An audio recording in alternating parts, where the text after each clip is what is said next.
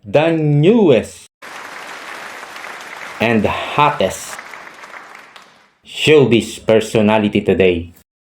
Introducing Atasha Mulak. Marami sa mga paborito nating artista na ang kani-kanilang mga anak ay sumusunod sa kanilang yapak. Tinatawag nilang the next generation artista of their family. Celebrity daughter Atasha Mulak is pursuing her own lane, but that doesn't stop spectators from taking stock of her star potential. Here are a few things you might want to know about Atasha. Marahil o baka alam mo na ito kalahi, ngunit maaari ding hindi pa alam ito ng iba. Ang mga bagay-bagay tungkol kay Atasha Mulak. Pero bago tayo magsimula, inaanyayahan kita na mag-like sa bidyong ito at huwag kalilimutang mag-subscribe para updated kayo sa mga ganitong klaseng video.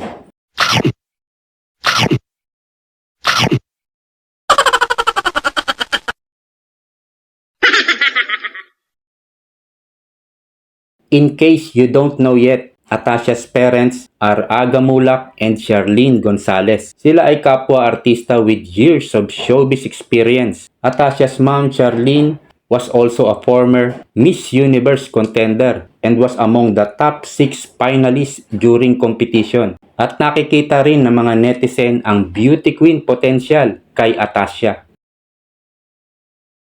Ipinanganak noong November 5, 2001. Atasha celebrates her birthday with her twin Andres. May mas nakatatandang kapatid rin si Atasha na si Luigi o Iggy Boy Mulak, anak ni Aga Mulak kay Janice de Belen. Gayunpaman, Atasha is pretty close with her family. Ang makapag-aral sa abroad ay pangarap ng marami sa atin, and it's something this go-getter has long aspired to achieve. Nag-high school lang naman sa British School, Manila, isang prestigious yayamaning eskwelahan. And Atasha went to attend and graduated in University in London sa kursong business related.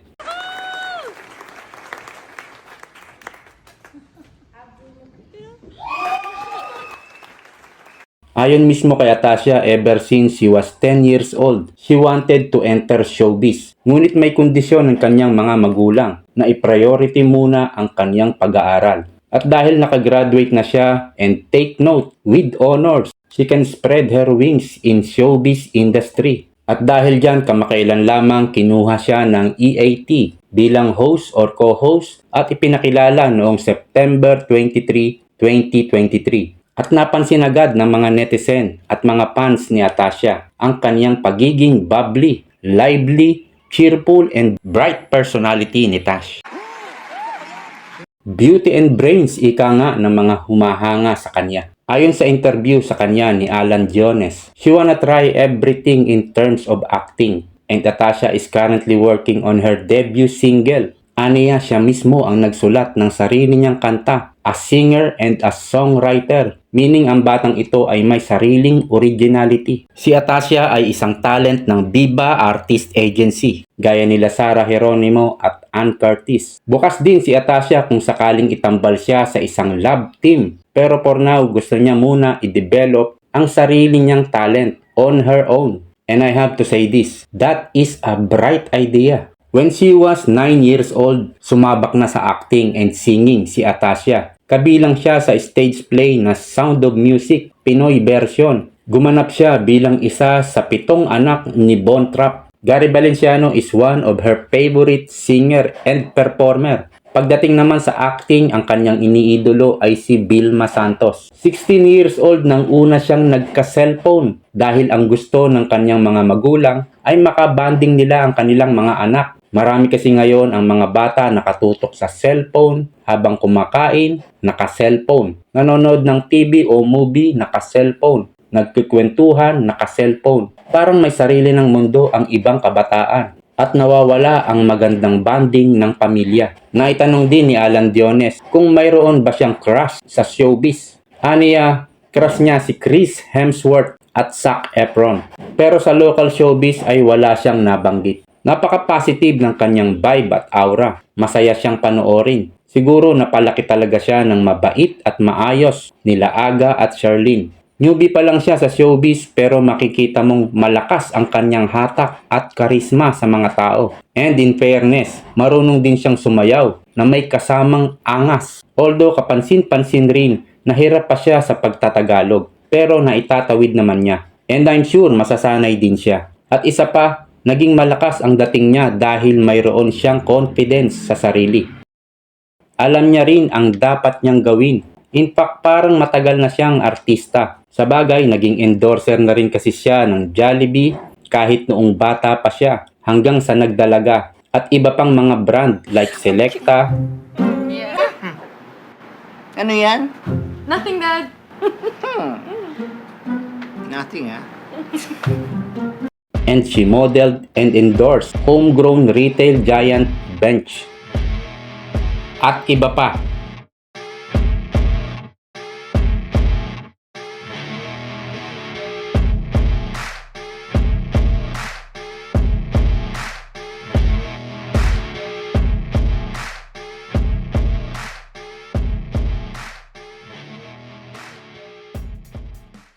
Naflatan kami.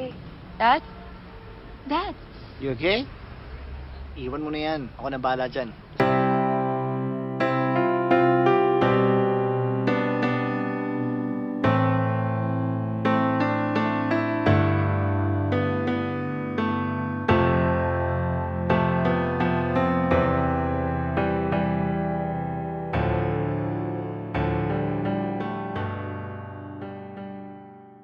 Ganun pa man sa kabila ng mabilis niyang pagkinang sa showbiz, nananatili siyang low profile. Hindi lang si Andres ang athletic side. Si Atasha rin, quite the fitness enthusiast. In fact, naglaro siya sa Team Lady Volcanoes sa Under-18 Women Rugby Team sa Asia Rugby na ginanap sa India. Lumaban siya para sa watawat ng Pilipinas. At syempre, very proud si Aga and Charlene sa kanilang unika iha.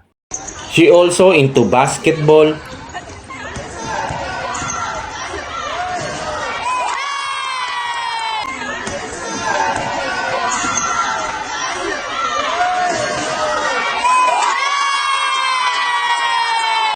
golf,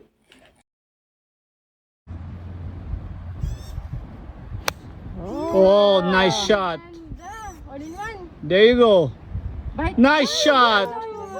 Nice shot. Nice shot. Where's your ball? Your ball's right there. Nice shot. Nice shot. and even wakeboarding.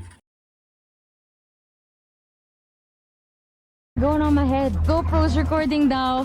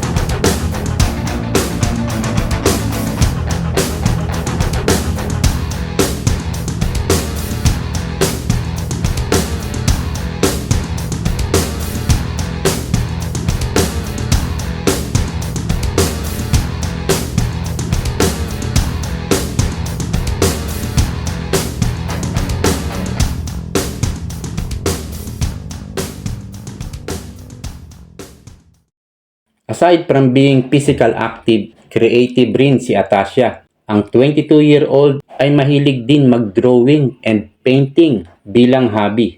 And she is actually good. At sa mga post niya sa Instagram, mapa-formal and casual looks, may sarili siyang style. Pwede talaga siya mapabilang sa mga stars of the new generation. Very thankful naman si Atasha and na-appreciate niya kung paano sila ni Andres pinalaki ni Aga and Charlene. Hindi sila lumaking spoiled brat. I'm sure maraming fans ang nag-aabang sa kanyang gagawin. Mga big projects in the future.